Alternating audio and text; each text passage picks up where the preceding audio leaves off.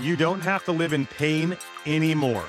This is the podcast where you'll learn the stories, tips, and tools to get back to your path to health. I'm Dr. J. Dudum. This is Back at It with Dr. Decompression. Welcome. This is the Back at It with Dr. Decompression. I'm Dr. Dudum. Episode 57. We're diving into sciatica solutions. And so this episode was inspired by some comments I saw in threads about how do you help with sciatica and where do you even start? Like, what's a game plan for sciatica?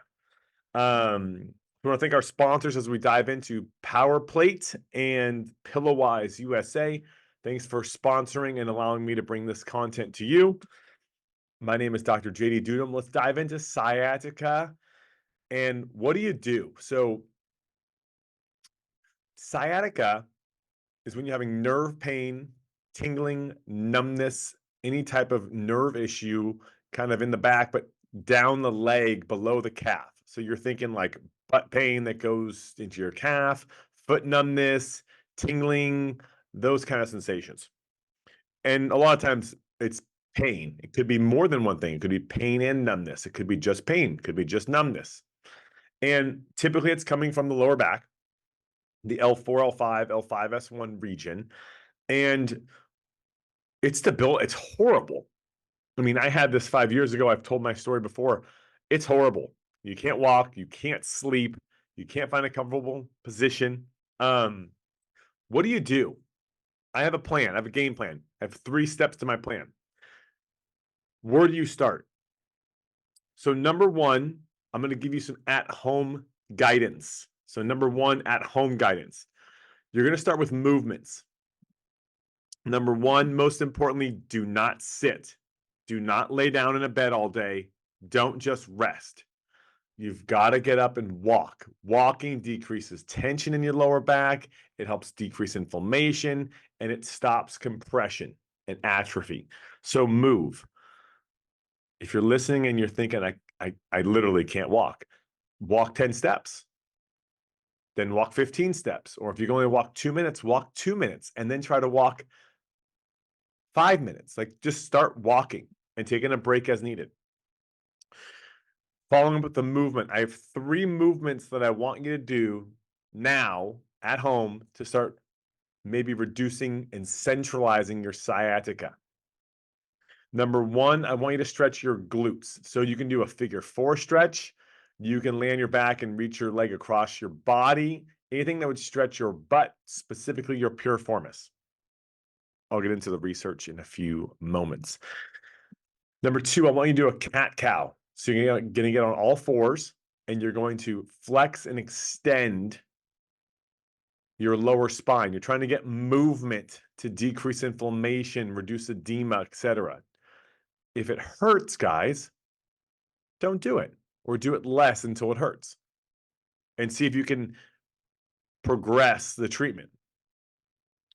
And number 3, I want to see if a McKenzie type protocol would be beneficial. So you're going to start with a prone press. You're going to be on your stomach, put your hands close to your chest, and you're going to press up 2 inches. Now that extends your back. I don't want you to start with a cobra. Okay. This is like a modified cobra because you want to see if it centralizes the pain. If it starts to get better after a few repetitions, then you can go and bring your hands closer to your chest and extend up further like a foot. So those are the things I want you to try to do. If any of these movements hurt or make the pain worse, stop the movements. They're not the right movements for you. Some of these should give you some relief. Now, there's a recent article. You'd be thinking, oh, well, is it piriformis syndrome? Is it a disc? Like, what is it? Try stretching the glute. If it helps, keep doing it. If it doesn't, then don't do it. There's a recent article out of Harvard Medical School that said only 5%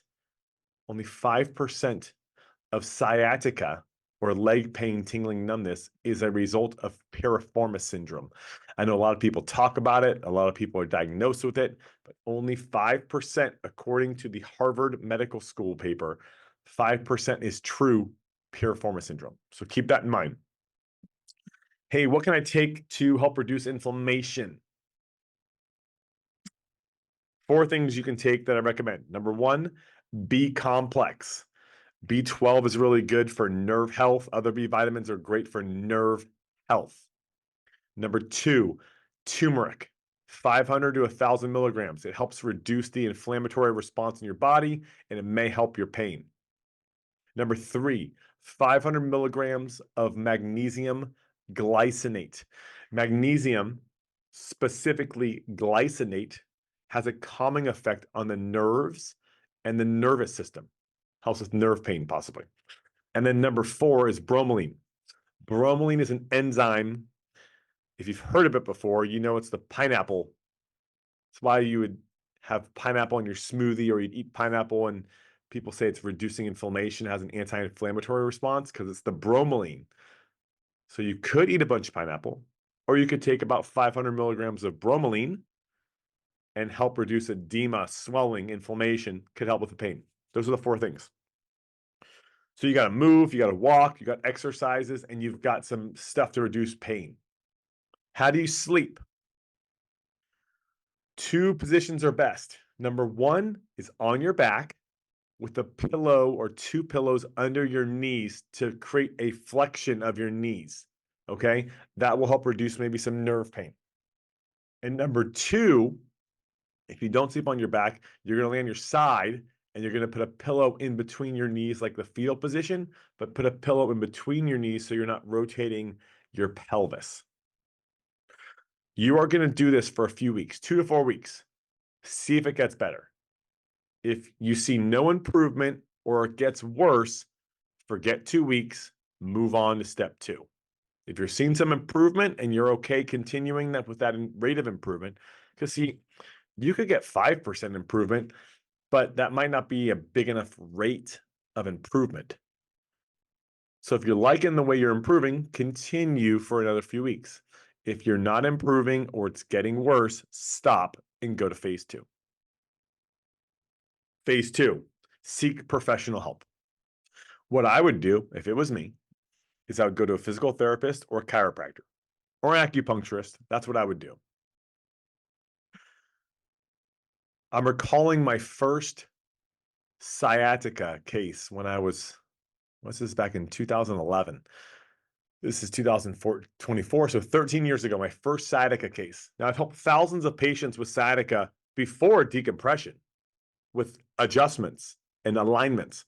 So what can happen is if the sciatic nerve here comes from the L4, L5, most likely it's a disc injury. But if it's a alignment issue where the joints are rotated ever so slightly, causing an inflammatory response, it may simply need a realignment to create movement to decrease inflammation. I'm recalling 13 years ago, Randy was my first, I remember it clear as day. 13 years ago, I assessed Randy. We took x-rays, did an exam, and his sacrum, the tailbone, was rotated. And that was creating some torque or torsion between the L5 and the sacrum. Well, that was leading to an inflammatory response, which is affecting the sciatic nerve. I saw Randy for 4 weeks, did some manual adjustments, did some muscle work, some icing, and within 4 weeks, he was 90% better. In phase 2, when you're seeking a professional like this, that's what should happen. There's no herniated disc. There's no significant underlying disease. But what we did do is we took an x-ray, because an x-ray showed us bone health. It showed us if there was a lot of arthritis, because if there's a lot of arthritic process in the body, there's more inflammation. It's going to take probably longer to heal. It would help set my expectations for Randy. Is it going to take 4 weeks or 8 weeks? So we know how long it might take to realign and fix the nerve pain. He had minimal arthritis. It was 4 weeks. That's what I expected. That's what happened. What I would do is if I was in phase 2 and you're seeing a physical therapist or chiropractor like I described, or even acupuncturist to reduce inflammation, I'd give it about 4 weeks. I'd want to see some improvement in 4 weeks, big time improvement, like a third. If you're only 10%, it's not the right thing. If you're not any better or it's getting worse, so check this out. If it's getting worse, stop, go to phase 3. But if you're liking the improvement, if it's a third better or you're seeing improvement and you're liking what's happening, life is better, then continue. Just take more time. But that would be step 2. And that's why, I do all these phone consults with our new patients for decompression with sciatica. My questions are, what have you done at home? What have you tried? And have you done phase 2 and seen a chiropractor or a physical therapist or tried something? Have you tried something? Most people have tried and failed or not gotten the outcome they're wanting, and that's why we moved to phase 3. Or you can just tell by the symptoms that it should be expedited to phase 3. So phase 3 is we need to do possibly decompression. In order to do decompression properly and effectively, we need to get an MRI. An MRI will tell us exactly if it's a disc injury, what kind of disc injury, the severity of the disc injury, and then you partner or pair that disc injury, the MRI, with a physical examination. And that will tell you exactly what's causing the problem. If you do a physical, you can skip that. You could switch it, right? Well, do I need an MRI? If you do a physical examination, like a straight leg raise, and it's positive, you would then get the MRI. But doing this long enough, just knowing based on symptoms, here is a deep dive into sciatica. If you need MRI, 3 symptoms of a disc herniation. Number 1, when you cough, you get jolting pain down your leg.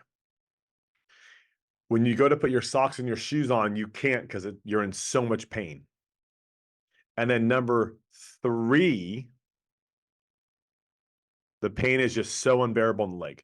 Those three things, high probability you have a disc herniation.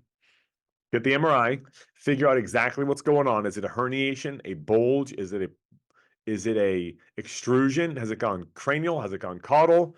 Then we know how to fix it. And then how does decompression help with that? So sorry for the viewers, or for the listeners, for the viewers. So we've got a bone, a disc, and a bone. If you have a disc herniation and it's irritating the nerve right there, that's causing horrible leg pain, numbness down your leg, pins and needles, and cockroaches. It's suffocating the nerve. So what we have to do is we're going to gently pull and oscillate back and forth. When we do that, it creates a pressure change. That pressure change allows this disc to come in a certain percentage. I like to think a certain percentage. Ours, with what we see pre and post MRI, is about 25% reduction in the size of the herniation.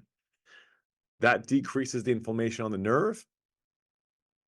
Hence, the symptoms like sciatica, pain, numbness, tingling, they go away, and we see the reduction in the size, and we're fixing the cause of the problem. That's how decompression works. Now, if you're having sciatica, you could jump to decompression, but you could do B-complex, turmeric, bromelain, some exercises in the McKenzie protocol, and in 2 weeks, you could be doing great. And you wouldn't need to do an 8-week program with decompression. So it's important to know, where are you, what have you done, and what's the next kind of phase of sciatica relief. But that's my guide. Like, that's where I would start. I'd start phase 1 with some exercises and some supplements and some daily habit changes like sleep and walk.